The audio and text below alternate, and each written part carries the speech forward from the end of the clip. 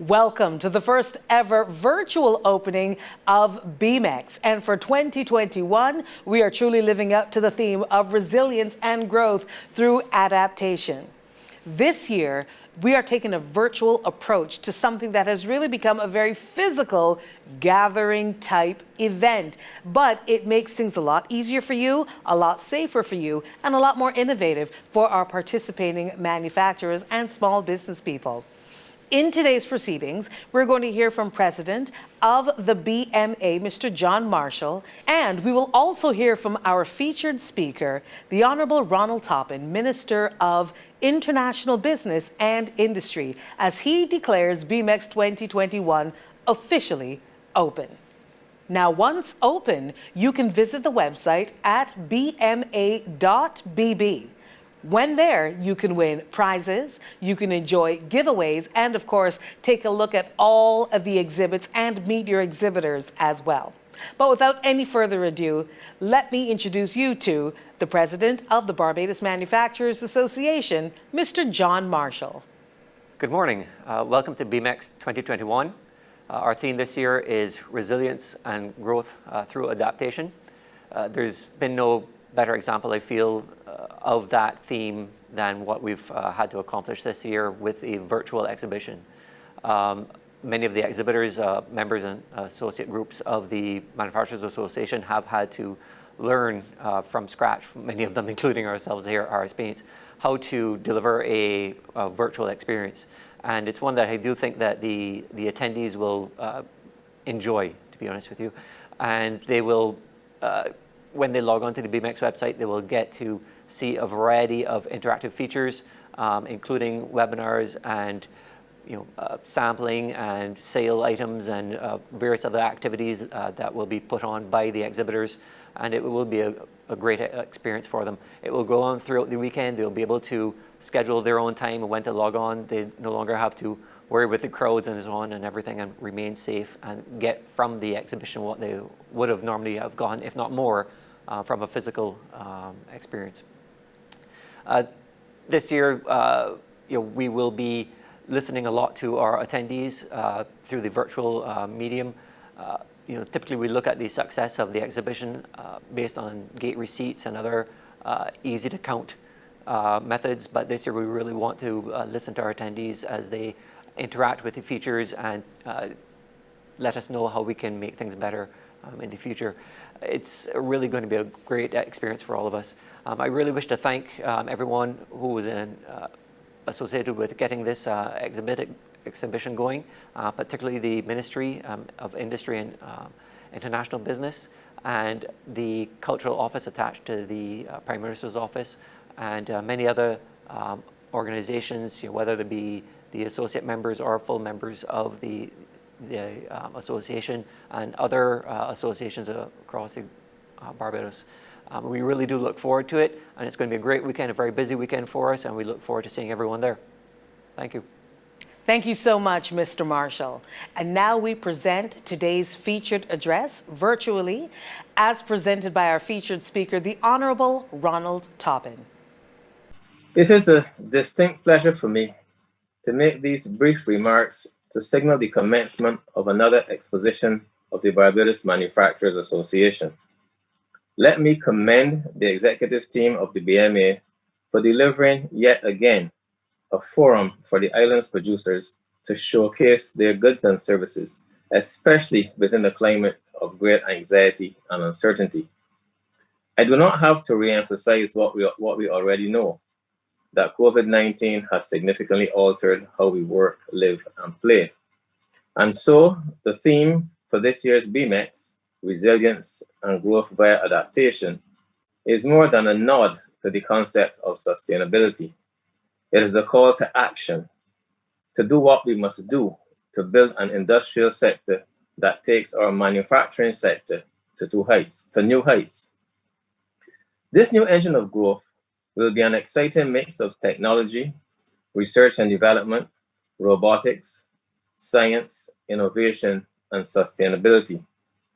But as we look forward with such great anticipation to the high-value jobs that will be created, the talent to be uncovered and developed, the partnerships to be forged across borders, risk boldly taken, and rewards reaped along the way.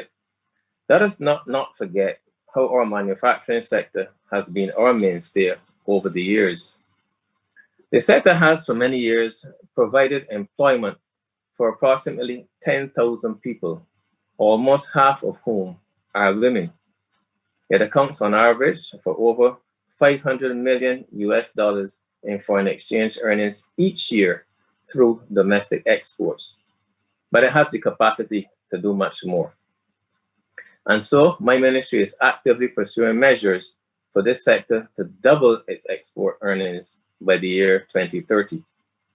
In her address recently to the Barbados Chamber of Commerce and Industry's luncheon, Prime Minister the Honorable Mia Motley reminded the Assembly of producers, entrepreneurs, prospective investors, financiers, and business support entities that, and I quote, values determine action, and action determines progress, and it is within our hands to decide what that progress will be, end of quote.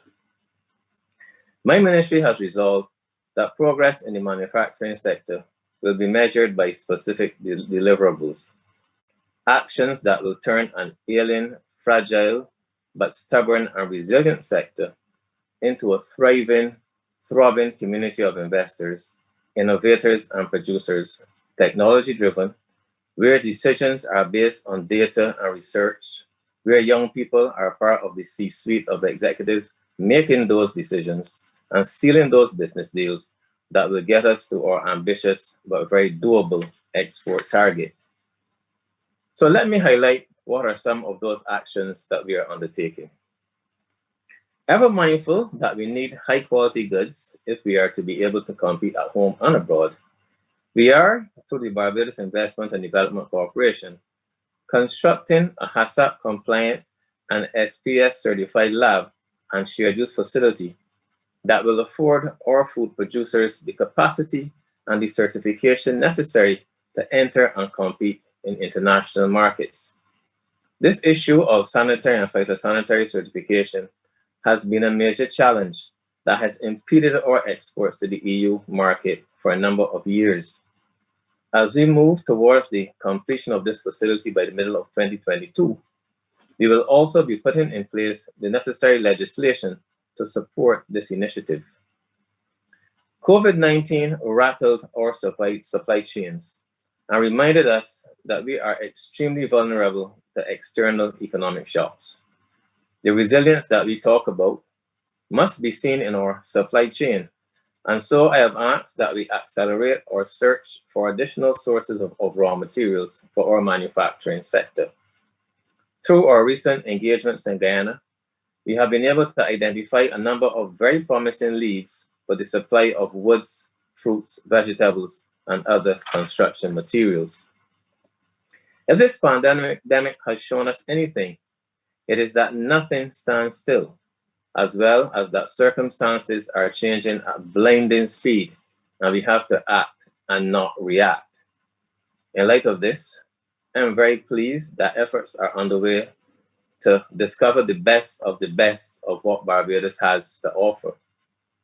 Through a series of national innovation challenges themed from discovery to global sales, the BIDC, with its industry partners, will roll out in November a number of innovation challenges that will identify Barbadian products and services that can be added to the export pipeline, that can earn valuable foreign exchange and widen the base of products we have to trade with the world.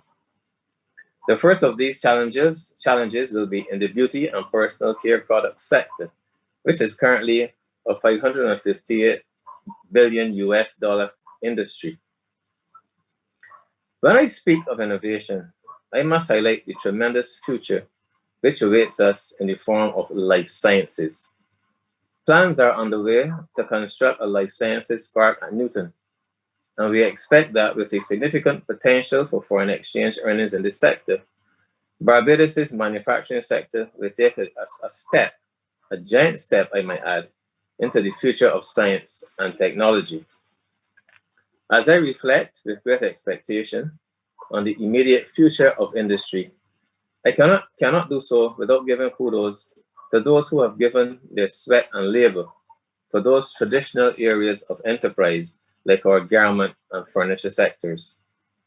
The need for capacity building, financing, new business models, new niche areas that can add value and give us the space where we can compete as a small item with high cost of production are all part of the schematic of success for these sectors. For garments producers, the picture may appear quite daunting, having taken a huge hit from COVID-19. But through a series of initiatives already underway, notably a cluster facility and center of excellence for garment producers being facilitated by the BIDC, a recovery plan is being rolled out. A number of exciting possibilities for this sector lie before us, and a number of these areas are currently being examined as possible niche areas, from the delivery of uniforms in the healthcare sector, sports, as in cricket and golf, athletic leisure wear, surf wear, adaptive clothing as part of our silver economy, comfort wear for work at home demands are just a few examples. Added to these initiatives will be a furniture cluster, which will provide for greater automation and innovation, whilst promoting the sustainable sourcing and working of wood materials. These measures will significantly enhance the sustainability and profitability of these sectors, which we are all agreed have been icons of resilience for decades. The goal of transforming our industrial sector is one this government is committed to. A key part of this effort for my ministry is finalizing the Sustainable Industrial Development Act, which is expected to provide for duty relief on inputs for production. The legislation should also provide for special allowances and incentives to support enterprises engaged in developing and manufacturing alternative energy devices, new products from waste and other recycled products, develop policies which support some degree of import substitution to allow the sector to meet high domestic demand that can be satisfied by local production, specifically in the food processing and clothing subsectors. The CEDA deals with the industrial sector in a more holistic manner to include manufacturing-related services, and specialty priority areas as identified within the Act. This approach is being pursued to encourage the development of a more sustainable, modern industrial process, which takes cognizance of areas of national strategic focus in addition to the critical value chains associated with the sector. The actions that we take will determine the success we achieve. Within the current environment, it may appear as if our future rests on the survival of the fittest. Let me say that I believe it is not how strong you are, because we have seen how the mighty have fallen time and time again. Survival and progress for our manufacturing sector and the many persons who work in the sector, whose everyday survival depends on what happens in this industry, is about being bold to go where you have not gone before. We may not have been driven before to forge new paths that are unfamiliar, fraught with great uncertainty. But the determination that has brought industry through so much in the past will give us the drive and passion we need to go forward with the assurance that we will not fail. To the exhibitors in this year's virtual expo, I wish you all the best over the next few days. To those who will visit and enjoy the exciting mix of activities packed into the next 3 days, I wish you an enjoyable experience. Thank you for your continued support of industry. Thanks to the organizers, the BMA, the many sponsors, and all our industry partners. May this BMEX 2021 be an extraordinary success and a memorable event for all. I thank you. I declare BMEX 2021 open. Thank you so much, Minister Toppin. And you heard it right here. BMEX is officially open for 2021. Now you can go back to that website, bma.bb. That's where you're going to have chances at giveaways. Plus, you can follow the clues. It's going to be fun for the entire family. Think of it as a big virtual treasure hunt to win all kinds of amazing prizes with the BMA and BMEX. You can also peruse the exhibits, right? Meet the exhibitors. Exactly. And make sure you are here Saturday night at 9 o'clock for the fashion show. Oh, you thought we weren't going to have a fashion show? We are. It is virtual. It is fabulous. And wait till you see the fashions that Barbados has been putting out for 2021 and beyond. So make sure you're right here at 9 o'clock on Saturday night. Also, just follow BMA on Facebook and Instagram. Everything you need to know will be there. And throughout the entire month of November, it's all about the brands of Barbados. So what are you waiting for, Barbados? We have resilience and growth via adaptation. It's all local. Support local. Buy local. Be local. It's BMEX 2021. Enjoy.